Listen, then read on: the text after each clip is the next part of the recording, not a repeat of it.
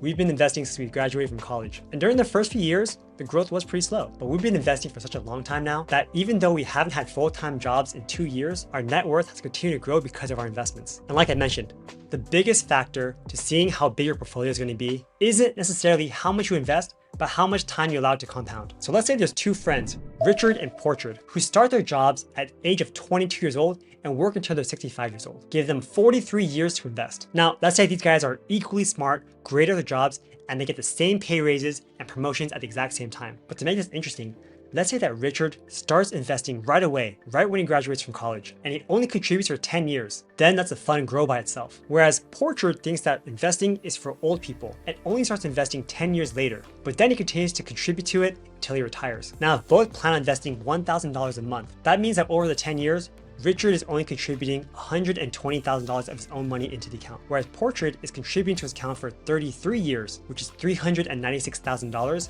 which is over 3 times the amount that Richard is putting in. So who do you think is going to have more money in their account by the time they're 65 years old? Very surprisingly, the first guy, Richard, comes out top with over $4.6 million in his account, whereas Portrait only ends up with $2.7 million.